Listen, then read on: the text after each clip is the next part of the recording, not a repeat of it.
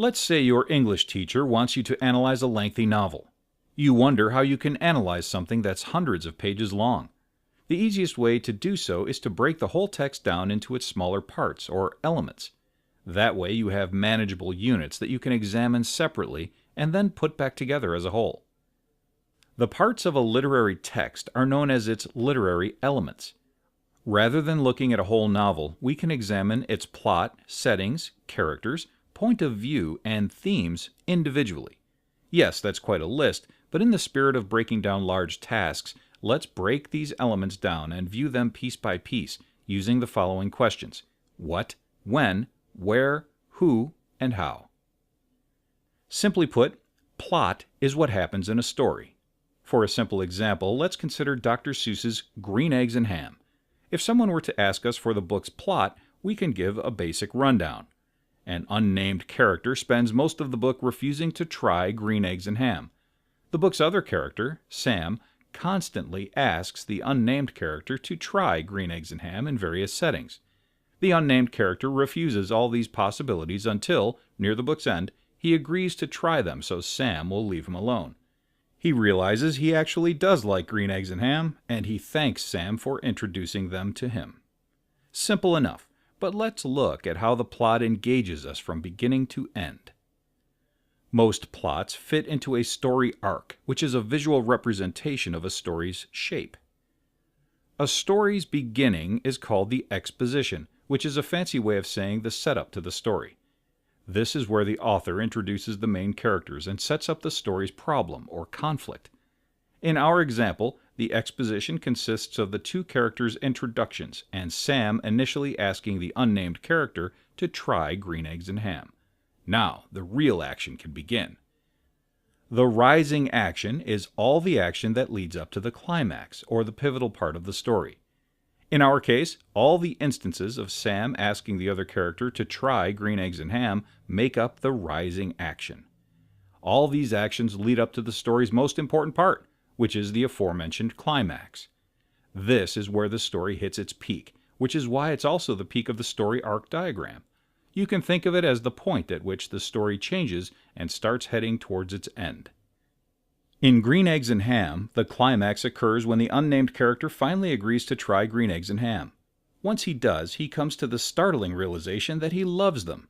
This is the high point of the story, and now it can start heading toward its ending. The falling action, also known by fancy people as the denouement, is so named because it consists of everything that falls out from the climax. What are the results of the climactic action? Well, after the unnamed character eats the green eggs and ham, he tells Sam that he would eat it anywhere.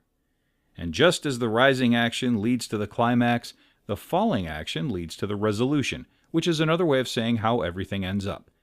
In this example, the reluctant character thanks Sam for convincing him to try green eggs and ham. All is well, and the unnamed character has a new favorite food. A well-structured plot will keep readers guessing what happens next until they hit the climax.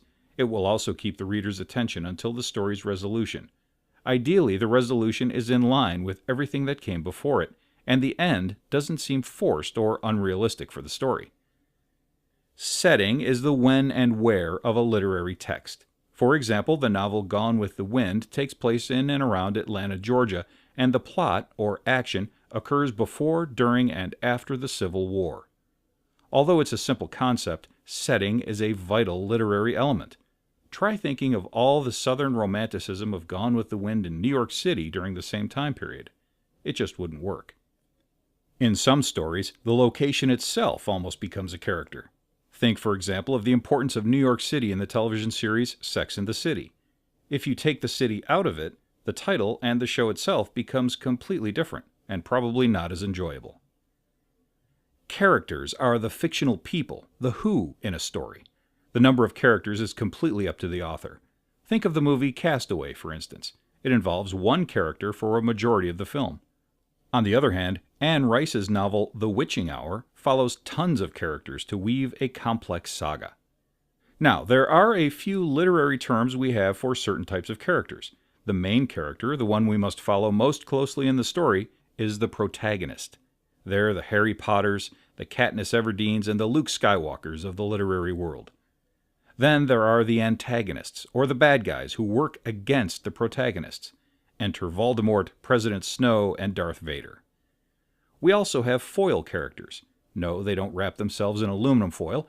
This is what we call characters that are opposites.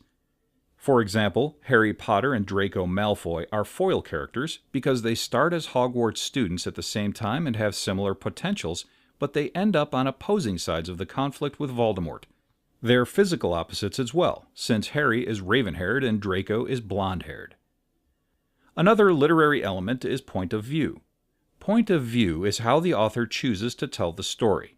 Think of it as where the camera is throughout the story. There are 3 basic camera positions: first person, second person, and third person. In a first-person story, a character tells his or her own story. A dead giveaway that a story is written in first person is the frequent use of the word I. A good example of this point of view is The Hunger Games, which opens with, "When I wake up, the other side of the bed is cold." Katniss, the book's protagonist, is the one telling her own story, so she's the I here. In a third-person story, meanwhile, a narrator is telling someone else's story. This is probably the most common point of view. Instead of using I, the narrator will use he or she. For example, George Orwell's classic book 1984 opens with, "It was a bright cold day in April, and the clocks were striking 13. Winston Smith, his chin nuzzled, slipped quickly through the glass doors of Victory Mansions." Unlike Katniss, Winston doesn't tell his own story. Rather, a narrator tells his story for him. Second person is rarely used in literature. It occurs when the person telling the story refers to either the reader or other characters as you. It's not a commonly used point of view because it cuts the reader out of the book if characters are talking only to each other.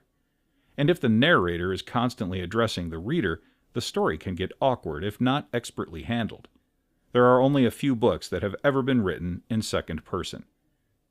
Point of view has a huge effect on the story. Of course, the advantage of first-person stories is that the reader gets to know protagonists intimately because they can reveal their thoughts while telling their own stories.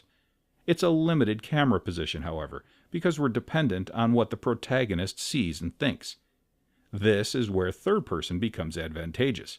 Because a narrator is telling the story, he can tell the reader what any character is doing and thinking. In effect, since the camera is no longer stuck with the protagonist, it can expand to show multiple characters and events. All of the above-mentioned literary elements affect the story's theme, or the story's overarching concerns.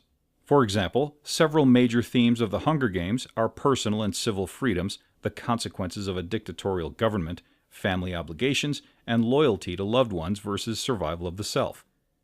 These concerns are themes because they show up repeatedly throughout the book in different situations. Similarly, some themes of the classic novel 1984 are personal and civil freedoms, the danger of dictatorial governments, and love versus oppression. They show up again and again in different situations throughout the book. Some stories give their themes away more readily than others. Generally speaking, more serious stories will carry clearer, more obvious themes. It would be easier, after all, to extract clear themes from the novel 1984 than from the children's book Green Eggs and Ham. Literary elements are the building blocks of any literary piece of fiction, no matter how simple or complex. And they're all decisions authors have to make while they construct those pieces of fiction. By changing any of these elements, the author changes the story. Imagine The Hunger Games told through Peeta's point of view rather than Katniss's, or an episode of Sex and the City set in Houston rather than Manhattan. These seemingly small changes would have huge repercussions. While these elements may seem like a lot to keep in mind, it's easier to manage them when we align them with common WH questions. Plot is what happens. Setting is where and when it happens. Characters are who the story is about. And point of view is how the author tells the story. We can think of theme as the reasons why the author tells the story. What concerns is he or she pushing with the fictional story? This often reveals the most important reasons that the author has chosen to tell a story.